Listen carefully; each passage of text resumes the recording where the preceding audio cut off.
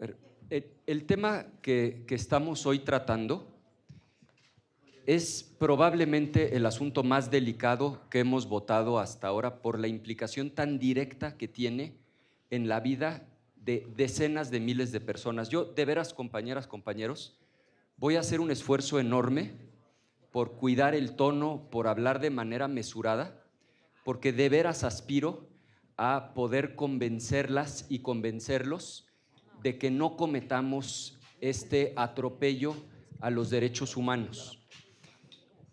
Creo que lo primero que necesitamos tener claro es qué es lo que no estamos discutiendo hoy. No estamos discutiendo si queremos en la cárcel a quienes cometen extorsión, tráfico de fentanilo y uso de falsos comprobantes fiscales. Eso no lo estamos discutiendo. Nosotros queremos a las personas sentenciadas por cometer esos delitos en la cárcel. Lo que hoy estamos discutiendo es una cosa que se llama prisión preventiva automática. Miren, nada más para entender la gravedad de este asunto, el Alto Comisionado para los Derechos Humanos apenas hace unos días nos envió una carta a nosotros, las legisladoras y los legisladores, pidiéndonos que reflexionemos y que no aprobemos esta reforma. Lo mismo que hay dos sentencias, no una, dos sentencias de la Corte Interamericana de los Derechos Humanos diciendo con absoluta claridad que la prisión preventiva automática viola la presunción de inocencia y por lo tanto es violatoria de los derechos humanos. El Alto Comisionado, la ONU y nosotros mismos estamos a favor de la prisión preventiva. Y va a parecer una contradicción lo que estoy diciendo.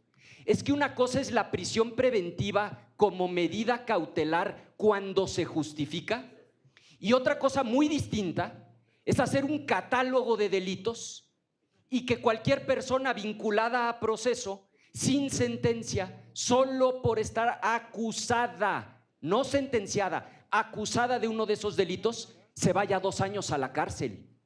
Yo coincido con Claudia cuando dice, sobre todo a quienes han militado en la izquierda, creo que esto merece una reflexión detenida.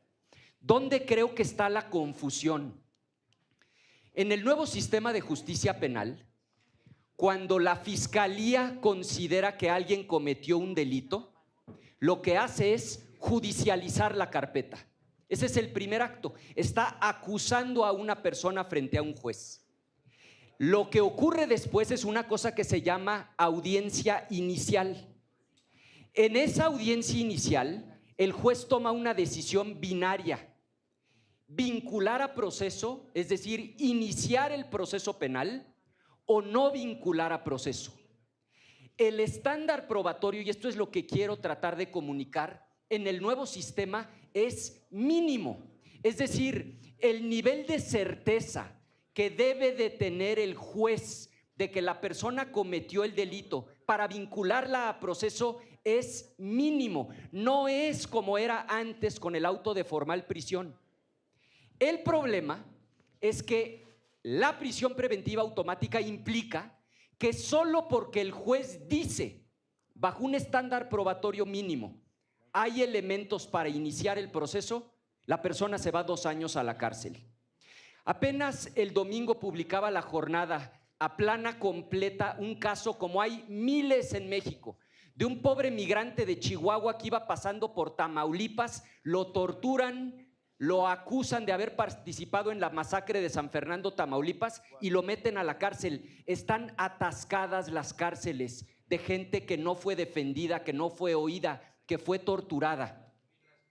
En esa audiencia inicial, efectivamente el juez necesita garantizar 3 cosas: que la persona acusada no sea un peligro para la víctima, no sea un peligro para la comunidad y que no se evada del juicio. Y entonces el juez saca un catálogo, y el catálogo, como bien decía Claudia, le da 14 opciones al juez. De hecho, la más drástica de todas, la opción 14, se llama prisión preventiva, pero implica que el juez justifique que en ese caso en particular eso es lo que amerita.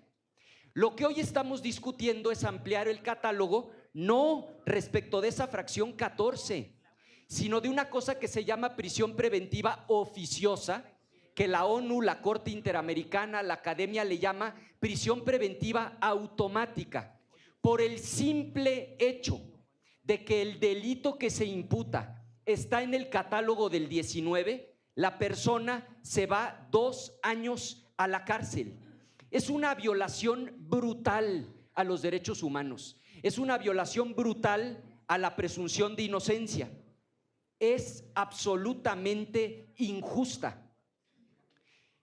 Pero no nada más es injusta, y ojalá de esto también los pudiera convencer.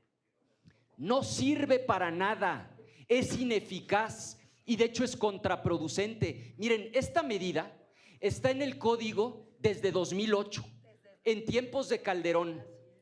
En aquel entonces, en el sexenio, 120,000 homicidios. Con Peña nos fuimos a 140,000, con López Obrador a 200,000. Esta figura no ha servido para resolver el problema, y déjenme decirles por qué creo que la figura de hecho perjudica a las víctimas.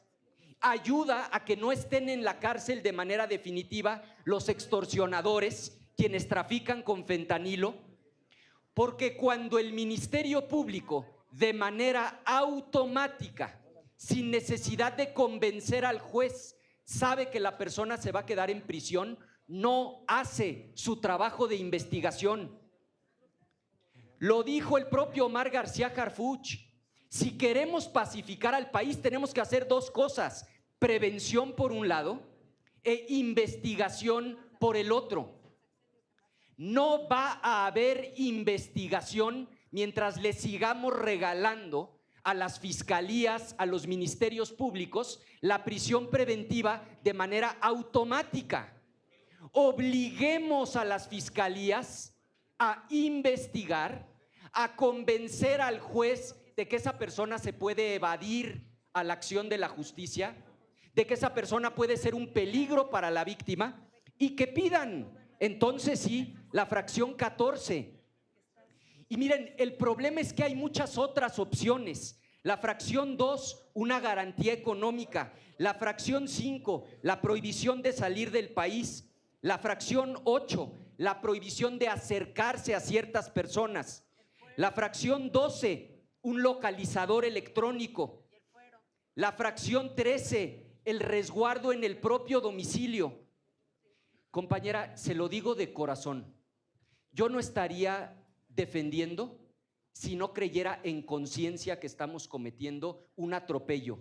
Hay más de 40,000 personas en prisión preventiva oficiosa a las que no se les ha demostrado su culpabilidad, y hay afuera millones de delincuentes porque las fiscalías no investigan. Yo también quiero a los delincuentes en la cárcel. Lo que no quiero es gente pobre, inocente, llenando las cárceles.